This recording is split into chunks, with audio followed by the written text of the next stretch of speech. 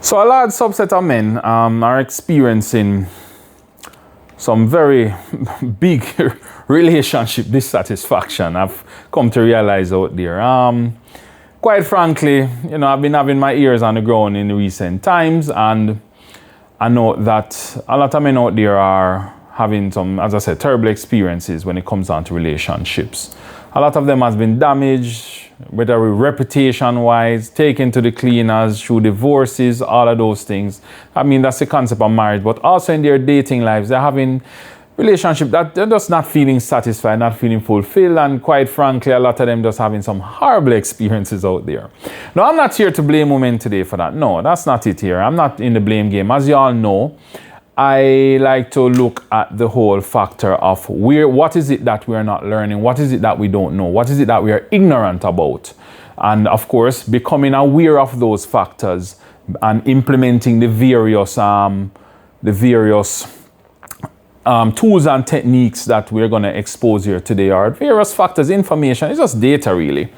Looking at these things and applying them to your life may result in some better, outcomes when it comes down to your relationships. And of course, the other factors such as money and of course, mindset as well. So essentially, I find that there are a lot of factors in these situations where men are experiencing, unsatisfactory relationships, where it's as a result of their ignorance of the biological factors, the evolutionary factors, and the general behavior patterns of the women they're seeking relationship with. Now again, it's not a blame game today, it's just to raise awareness in men of some of these factors, and of course looking at some of the solutions that we can employ, and of course get a general understanding of what's happening. Some of the advice, of course, we would have gotten them and we take them as surface value. As men, we tend to be simple creatures. We take a lot of the things based on content, what is being said, and of course a lot of us miss the context in full. And I say a lot of us men, we don't know how to go down into the context of things. I'm not here to teach you to go down into context, but actually just raising awareness of some of the factors that they probably didn't expose you to, or you just didn't learn over the time. So today we'll be looking at around 9 of these things when it comes on to women, of course. So gentlemen, keep your ears open. Ladies, you might want to listen on this one as well, just to get some feedback. You may be able to tell your guy you're dating, you can point to the video to let him know that some of these factors, they're just factors. You're just, put it this way, I'm not here to look at the dark side or the negative aspects of women. I don't really go on the morality of right or wrong. It's just information, and of course what you do with it will make it positive or beneficial to you, or not beneficial to you, or it may give you desired or undesired results based on how you use the information. So these factors I'm looking at, they are not good or bad factors. They are just features of women, of course, that a lot of you guys probably never look down deep into, or you just totally miss it throughout your lives. So we're going to go through these 9 factors, and of course some of them you'll be familiar with, but remember there's always that hidden message that we miss. And I am here today as Nivoja, your guy on YouTube here, to let you see how you can use this information to make your lives better. So the first factor we're going to discuss today, gentlemen, is a woman will always judge you based on what you lead by immediately. The piece of information we usually get here is that first impressions last. Yes, they do. But we always think of it in the physical aspect. Now here we're talking a little more, going a little more in the context. You are judged firstly and immediately by what you lead by. And what I mean by this, of course, when a woman meets you, she's sizing you up for various factors. Are you a provider? Are you you're a person that provides security? Do you give her attention? Are you wealthy? Are you, your body as well, which is, as I said, we're not going to focus on that today. Do you give attention? Can you be her therapist? Or a mixture of all of those things? That is what she's sizing you up for a lot of the time. And as men, sometimes we tend to lead with one factor. Generally, our strongest point. You have men who lead with money. Of course, if you lead with money, a lot of the times you'll be seen as a provider. If you lead with entertainment, you're going to trips and parties all the time, you're probably going to be seen as, somebody for entertainment or a little attention here or there. Of course, status as well. You know, what you lead with is very important. Now, I'm not saying not to lead with these things, no, but you have to understand, as I say, you're judged by what you lead with. Do you lead with one of these factors? Do you lead with a combination of them and all of those things? Of course, whatever is categorized at that point, it becomes sort of your permanent role. And this is something you have to be aware of, guys. I'm not saying all women are like that. That's not what I mean. And remember, these are features, not bugs. Not issues with women. No, they're not issues. They are just things that are there. Remember now, gents, it's just understanding you're going for here. They're just features. There's nothing right or wrong about them. They're just there to understand and learn how to apply it to your life so that you can get a full understanding or a full understanding how you apply them and get the results that you want. So, gents, what you have to understand about this point is no matter how the relationship develops, whether it moves from just acquaintances, getting close, girlfriend, boyfriend, going into marriage and all of that, she will always revert at some point to those first interactions that you have. So again, if you lead with finances, you will be seen only as a provider. The issues with our understanding here is that when you do this, you're seen as somebody who's providing a service rather than presenting yourself as a full package deal for long-term investment on her part. By the way, that's what we're talking about here. And it's not a channel about picking up chicks and just having, casual sex and those things. We're talking about relationships here. Solid relationship leading to marriage, long-term relationship sort of stuff. So essentially, to avoid this, you have to get into the mindset of providing a full package. So we talk about those factors about, entertainment, finances, all of those things. But I would recommend, if you are open to recommendations, that you lead with things such as competence, character, confidence, those kind of stuff. Leading with the money and the parties and those things, it kind of gets very singular. And it points her in a direction that really not going to work out for you and result in an unsatisfactory relationship with that woman that you choose. So, leading with things like skills is also very important. So the bottom line to this one, gents, is when you lead with any of these surface factors, it sets the tone of how she receives you. So instead of going at these one little, specific things in terms of money and experiences, parties, etc., which is all good and fine, those should be results. What you want to lead with is those items that makes you come off as a complete man, not a service provider, but a complete package. So the second factor we're going to look at today, gentlemen, is women despise weakness. And we're not talking about physical strength here, although that's a part of it as well. Of course, gentlemen, make sure you're stronger than no woman. You can't be weaker than no woman. That's a no-no right there. But we're not talking about the physicality today. Of course, being that our minds are simple, we always think about that. And we're not talking about emotional strength either. The bottom line to this is, gentlemen, if you are perceived as weak by a woman, if she chooses to engage with you or form a relationship with you, she will lead the frame of that relationship. And over time, she will lose attraction and respect for you. So some of these weak traits we're going to look at today. Again, gentlemen, try and understand these things so you can apply them and, to your relationship and get the results. Is things like lack of frame, indecisiveness, the fact that you can't say no to somebody. And of course, I'm going to give you this final one. Overall, being a little bitch. Very important that you understand this. Now, women, again, are not bad for despising weak men. It's a biological imperative. Women are the more vulnerable sex, so they look for strength in a relationship. And of course, if you don't provide that strength and they get, involved with you and have a relationship, they're going to have to provide it, which means that they become in the masculine tone. They have the dominant role in the relationship. And as such, they will lose, as I said, respect and attraction for you. The biological imperative here is this. Women will see a weak man as a liability for her and her kids. That is the main factor here. Now, how do you combat this? My advice, of course, based on research and all of that, lead with assertiveness, some level of dominance, decisiveness, leadership, and emotional strength and resilience. Those are the factors that you're to bear in mind there. Now, it may seem cliche, you've probably heard some of these advice before, but again, the main topic here is that women despise weak men. It's not a nice to have or whatever for women. It is really a case where if you're weak, it is a despise. I mean, she loses attraction for you. She loses respect, everything. A lot of men are going in relationships where they're not, I would say, they don't understand the importance of frame, having a solid frame. We have had that on an episode before, and we beat that horse to death.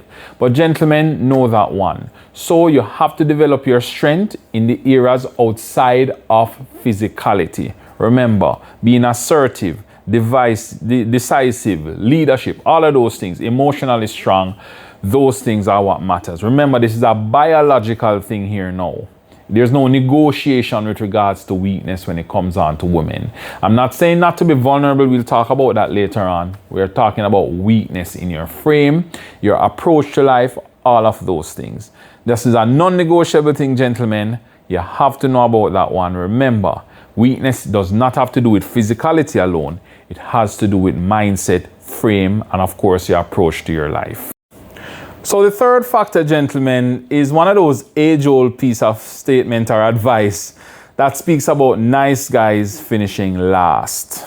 I don't think anything is wrong with that, because we've all seen where, women will say, oh, I want a nice guy, and then you look at the behavior and you realize that it's not really the nice guys that she went for. She probably went for the arsehole and so forth. And then, based on how we interpret this one, gentlemen, we always try to be this, arsehole type of personality that try to navigate our relationship with this stoic, hard, selfish type of persona.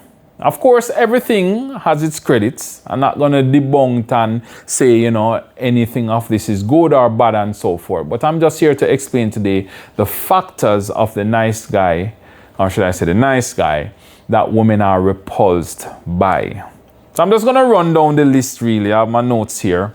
And I'm just going to give you a synopsis of what the nice guy represents and what you do in order to counter it, so to speak, or to apply that thing so you can get a better outcome for the relationship. Again, this is not all women. You have some women who genuinely just want nice guys and it works out perfectly fine. Not saying it does, but a lot of the men who have horrible relationships is because they're trying to get into the nice guy syndrome, one, or they go far left or right, whatever direction it is. They're very wide from it and now become an asshole and wonder why the woman is resenting them and all of those things. So, of course, they all talk about this balance and stuff. I'm not going to focus on the balance, but just these hardcore factors about nice guys and what you can present to kind of go against that. Of course, I have my notes here, so I'll just run through it. So the first thing, by the way, before I get into it, always understand that this whole nice guy finish last thing is purely psychological from a woman's perspective. That's the first thing I will say to you guys.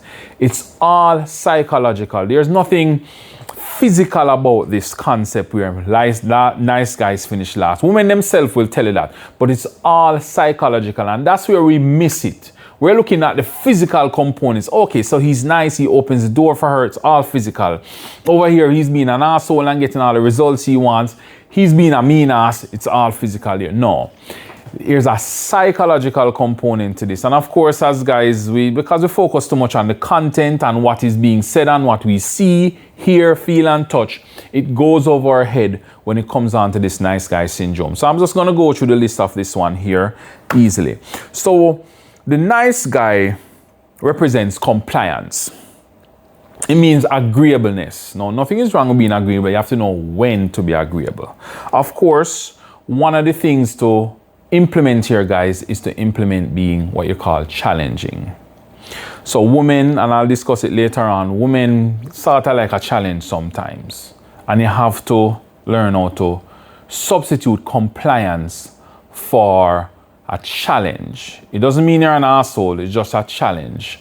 That's all it is. Second one is nice guys tend to be predictable. They present an aura of predictability. Now, for a relationship to flourish in most instances, not saying all women are like, there needs to be an aura of mystery. So you have to have a level of mystery, gentlemen. I ask women this question all the time. Which one would you prefer? You're going to go out on a date with your guy.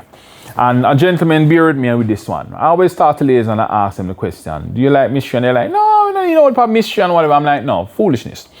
So you look at them and say, hey, which one would you rather? Would you rather a date in which I sit down with you and tell you everything I'm going to do? You're going to come to my gate. I'm going to open the door at 6:45. I'm going to peck you on the cheek. I'm going to make 2 steps back. I'm going to hold your hand and seat you in the car all the way to, hey, you know, when you drink that wine, I'm going to ask you how was the wine. Would you rather that, or would you rather, of course, I'm talking to the ladies here now, say, hey, get dressed. We're going out on the ferry for lunch. Which one do you think they prefer? They prefer the one with the mystery. When you're predictable, that is what turns off women. And that's the thing with the nice guy. So far we have compliance and predictability, and you beat that with challenge and mystery. The next one I would say is being a coward. Now this one is very, as I said, there are some uncomfortable truths that will be here. So a lot of the nice guys are actually cowards. They're afraid to push the envelope. They're afraid to ask what they want. It comes again with the whole assertive things. How you do this? You develop competence and assertiveness. So be competent, be assertive to get rid of the cowardice where the nice guy syndrome is concerned. Remember, all of these factors, the challenge, the mystery, and the compliant and the competence, they're not asshole traits. They're just dominant traits that goes back to my second point. So that's another factor of the nice guy that she really tend to, resent later on. And the last one, of course, is the lack of boundaries or the people pleasing. Now with this one, it requires standards and basically a solid frame. Going back to frame again, not going to discuss that one, but that's the issue of the nice guy. We talk about the compliance, the predictability, being coward, and a lack of boundaries or people pleasing. And of course, you replace these with challenge, mystery, competence, self-respect, solid frame, standards, those stuff. Not being an asshole, just solid masculine traits. That's all I need to do with this one. It's not about being an asshole or a nice guy. It's just about being a complete man with the various frames intact, with the strength and the masculinity properly assigned, so that you can put it in your relationship, get her in that, not get her, but not allow her really, but it really awakens her feminine frame so that you can have this nice polarity relationship set up, and a wonderful one. So that's really it for point number 3. So moving on to the fourth factor that men tend to misunderstand when it comes on to their dating life is the fact that oftentimes male vulnerability is seen as weakness. We spoke about weakness before, but now we're talking about male vulnerability. Now, the purpose of this one is not to say that you should not be vulnerable with your woman. We hear advice all the time. You can talk to your woman about anything, and you can be open with her and vulnerable and all of that. And today we just want to get into what it really means to a level when you tend to be vulnerable. Now, what I will say here is the misunderstanding is that you can always be vulnerable, and I will say no. Do not always try to be vulnerable. Vulnerable where it counts. I'm vulnerable with my woman. I don't have a problem discussing certain things with my woman. There are some things that I just don't expose to my woman when it comes down to my vulnerabilities. The type of vulnerabilities I choose to expose lie around those that we can laugh at. Some little funny embarrassment thing that really can't be used till later down. The issue with vulnerability is that, remember guys, at some point in time, when there is any disagreement or so, stuff tends to come up. And one of the things that women tend to weaponize is your vulnerability. So you're there, you're probably acting tough during one of these conversations, or you are, you have a solid argument, solid frame, and she tries to break it down by bringing up one of these vulnerable moments. And my advice is, anything you're vulnerable with, make sure that's something that you can laugh about at the end of the day. But with that said, I'll jump into the meat of the matter. The issue with vulnerability is that it's really a two-part. One, sometimes depending on what you're exposing, what type of vulnerability you're exposing, it weirds them out and it makes women uncomfortable at times. So you have to be careful what you expose to a woman in terms of your vulnerable sides. The reality is that there are your male companions for that, or your male brethren them for that. And of course, you have therapists. So some things you just don't try to discuss with your woman. The next part is that as men, when we hear of vulnerability, you will hear it packaged to us to say, oh, be vulnerable to the woman because, it raises compassion and all of those things, and she can be compassionate with you and all of this. The reality, gents, is that compassion is really for kids in general. It's really for kids and family members through a woman's eyes. Again, this is not all women. You have some women that are okay with it, but a large subset of women, compassion from them is for kids and family. The thing is, generally, we're not really in need of so much compassion. We are in need of other things from the ladies. You know what I'm talking about, gentlemen. But the point is, we are misconstrued to believe that, compassion is this big thing, when it's really meant for, as I said, kids and family members through a woman's eyes. She's not going to sit down and tell you this. But if you want to have a fulfilling, intimate relationship with a woman, your vulnerabilities is not going to get her wet, if you understand what I mean. It's not going to get her aroused. Not going to get her in the mood. It's other things that will. It will not help you, gentlemen. So as I said, my advice is be vulnerable with things that you can laugh and brush off easily. That's the main thing. It's really a biological thing. Remember, men are seen as this plethora of emotional support and all of those things, not as somebody who's to be vulnerable and go to a woman crying about every little thing that happens. All right? Again, only share those vulnerabilities that you can laugh off and discard. The little embarrassing moments you can laugh about and all of these things.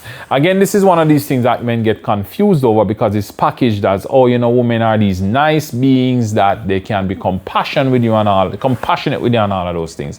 Compassion and arousal does not occur at the same time.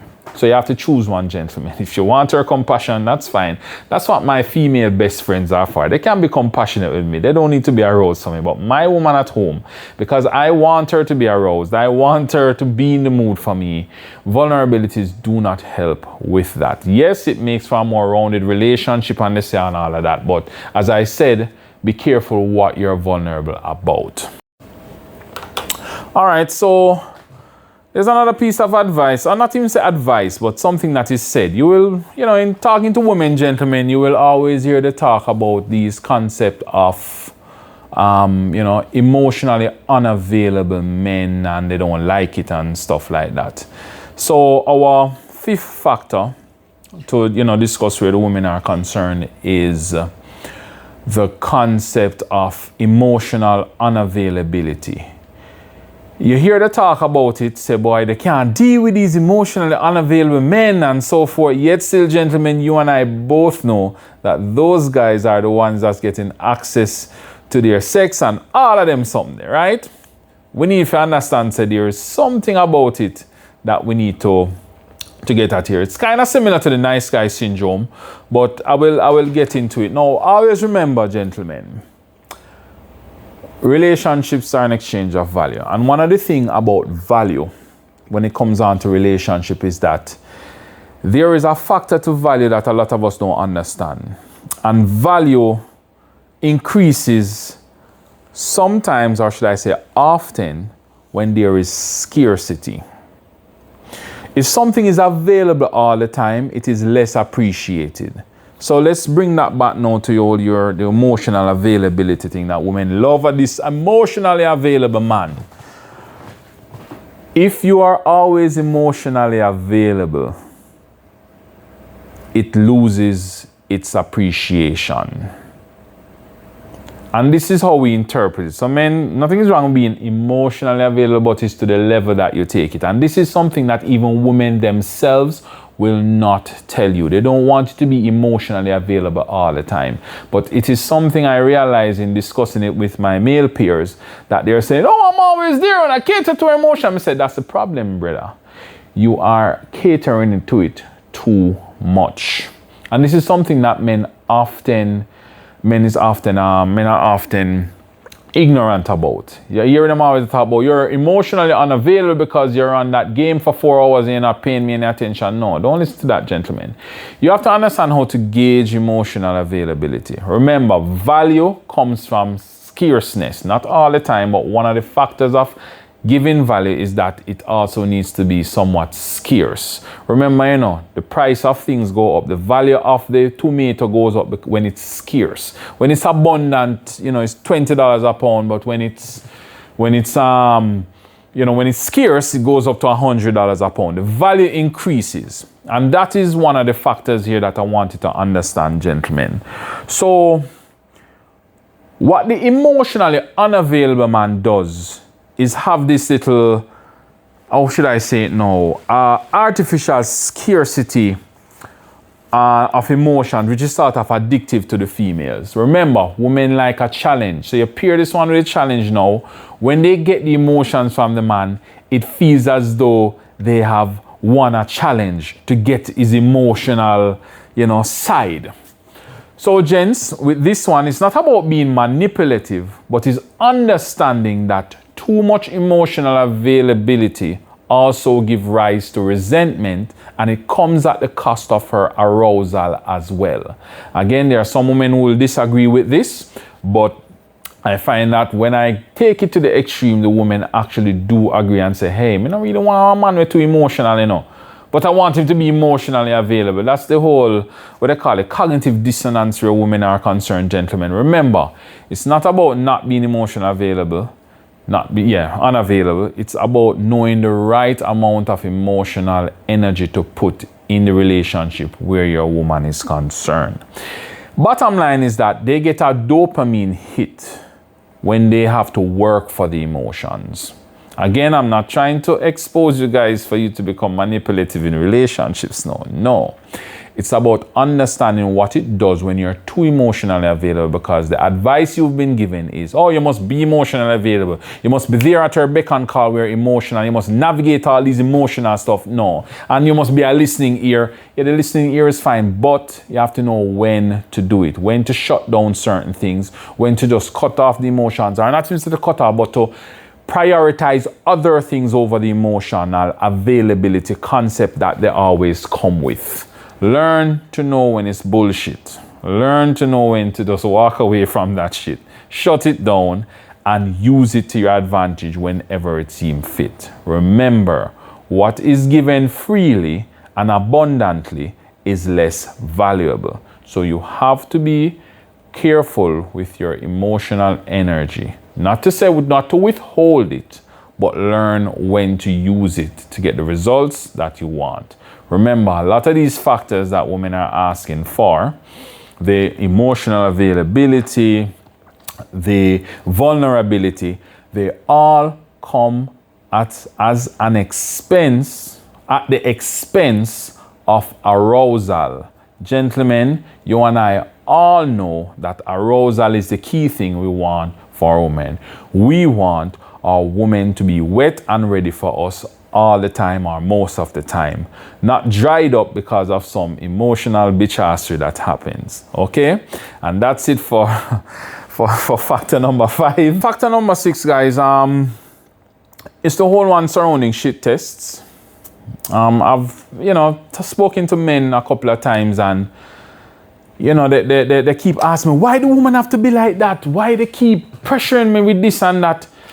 Gentlemen, shit tests are nature's way for women to test you to see if you are what you truly are. That's what it is. So I hear men complain about shit tests all the while. Gentlemen, strictly psychological. it's really nothing to break you down. The woman is not trying to break you down. She's just testing you to see that she can depend on you so that you will know who you are and all of that. The problem though is when she continues the shit test throughout perpetuity in the relationship. And that's where you have some level of control here, gentlemen. Again, you have to know when to shut it down. Okay, I won't be long on this one. Really and truly, as I said, it's something psychological and it's really biological as well. Remember, biology cares about survival and the proliferation of the species, reproduction. And for her to feel safe around you, she wants to be sure that you're this strong and competent man, and she'll show shit tests with you at times to times. However, there's a next set of men that believe that, hey, you know, they understand the shit testing and now they're like, okay, I need to pass these shit tests all the while. No. So my word of advice on this one is to avoid it by being calm and unmoved by them. Accept them for what they are. Don't tell them that it's a shit test. You don't do that. Just internalize, okay, so this is what she's doing. Be calm and be unmoved. Sometimes just not even answering solves it a lot of the time. Okay? When she see that you're calm and you just ignore it, she realizes, say, you know what, this is the real deal, you know, let me not think that. And of course, one final thing on this one, always respond when necessary. Don't react. Again, shit tests are just her, you know, biological mechanism saying, is he what he really is? Can I depend on this guy? Him say he's this type of personality. Let me test it to see if that is the case. So whatever you're dishing out, guys, make sure you can back it up. But it's not a perpetual thing. If a girl is giving a shit test throughout the relationship, it's either one of two things. Either they have a messed up frame or she just probably just don't like you or she's dominating in the relationship. So she feel the need to constantly test you. I've seen married couples where even like after 20 years of marriage, she's still testing the guy. I'm like, wow, because he has a weak frame. Whatever mistakes you did, own up to them, of course. You know, be decisive, be a leadership role in your relationship. If she's dominant, she'll always test you. Okay? Of course, guys, if I'm adding value so far, please ensure to like and subscribe as I go along. So the seventh factor here is understanding that one of the main components that women look for in a relationship, not even say a man, but in a relationship, is security, right? And a lot of men like to think that it's just financial security. There are a lot of other factors that come into play. Reliability, competence, those kind of stuff. The thing here is that men tend to conflate this with the whole concept of love again, you know? So they believe that they believe that women supersede security with love. And this is where the misconception comes. When men look at women, they believe that women see love and then they see security somewhere down here. No, it's actually the other way around. And this is what causes the misconception or the misunderstanding where men are concerned when it comes on to women. Again, not all women are like that, but for a majority, and this is just one of those truths that a lot of people will not admit to. Women prioritize security over love. Your own competence comes before. In other words, you have to be confident for her to love you. She have to feel secure in order to love you. The thing is with men, we see love in an ideal fashion. So we put it up there on the pedestal without necessarily talking about it much. So we automatically believe that women are programmed the same way. They are programmed differently from us, gentlemen. And you have to understand that love does not come before security. So you can tell a woman every day, oh, I love you and I cherish you and you buy her gifts and whatever. No. If she don't have that feeling of security via show of your competence, you know, finances is one thing, your leadership, your decisiveness, all of those things coming up back again, understand that those things come before the whole concept of love. And again, it's our biological thing happening in the background to say, can I depend on this man? Will he be an asset or a liability to me? AKA one of the biggest advice you've heard, you're loved for what you are as a man in an intimate relationship before who you are. Number 8 factor, Her looks matter a lot to her. So as men, we value looks. We know we are there. But one of the things that we often don't think about is that her looks actually matters a lot to her as well. So she will always be seeking validation. In the back of their mind, women know that their looks or what they bring to a relationship that men value, aka her looks, her beauty, her femininity, all of that, is perishable with time. And it goes out like a, how should I say, like a fast burn. Like one of them cars that we use nasty, just poof, gone, quick. By the time they reach 40, they're in crisis mode and all of that. With that said, gentlemen, understand that women's looks is important to them more than it's probably even important to you. You make it as a basis, oh, me get the looks, me all right, you settle. No, in the back of their mind, 24/7, they're self-conscious about how they look. Now, why is this important? When you understand this in relationship, you understand her behaviors. So the constant seeking for, what you call it now, validation. Women thrive on external validation.